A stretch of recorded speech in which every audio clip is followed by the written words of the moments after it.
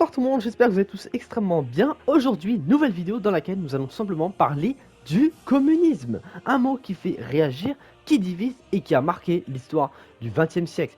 Pour certains, c'est l'idéal d'une société sans inégalité et pour d'autres, c'est synonyme de dictature et d'échec économique. Mais qu'est-ce que le communisme exactement?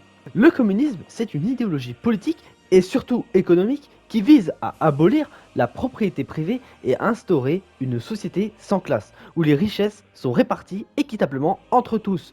L'idée de mettre les ressources en commun ne date pas d'hier. Dans certaines sociétés primitives, il n'y avait pas de propriété privée et les ressources étaient partagées entre tous. Mais c'est au XIXe siècle que Karl Marx et Friedrich Engels ont posé les bases du communisme moderne dans le manifeste du Parti communiste publié en 1848. Selon Marx, l'histoire humaine est une lutte constante entre les classes, les oppresseurs comme les propriétaires d'usines et les opprimés comme les ouvriers. Le communisme vise donc à mettre fin à cette exploitation en supprimant la classe dominante et en instaurant une société égalitaire. Dans une société communiste, il n'y a plus de propriété privée des moyens de production. Les usines, les terres, les entreprises appartiennent à la collectivité. L'économie est planifiée par l'État ou par des comités de travailleurs pour répondre aux besoins de la population, au lieu d'être guidée par le profit, ce qui est le cas du capitalisme.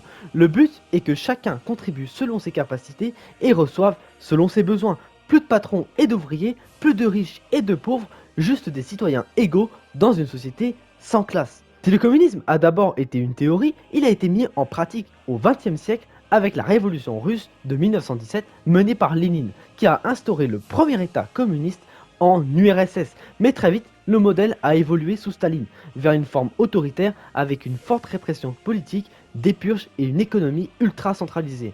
D'autres pays ont suivi, comme la Chine sous Mao Zedong, Cuba sous Fidel Castro ou le Vietnam.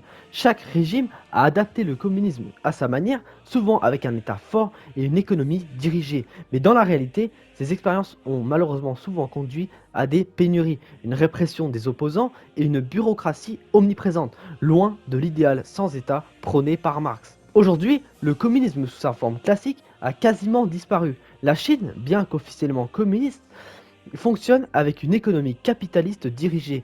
D'autres pays comme Cuba ou la Corée du Nord continuent de se revendiquer du communisme, mais avec des systèmes très éloignés du modèle théorique. Cependant, des idées inspirées du communisme continuent d'influencer certains mouvements politiques et économiques, notamment sur le critère des inégalités ou du capitalisme.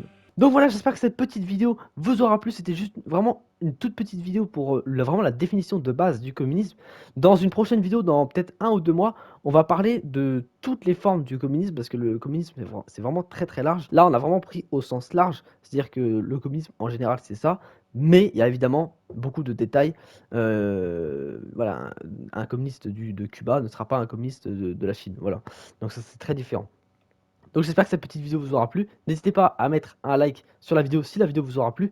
Et surtout à aller voir les 2 vidéos qui s'affichent à l'écran. C'est évidemment important pour l'avenir de l'humanité. Moi je vous dis à la prochaine. Salut les amis. Allez, ciao les filles!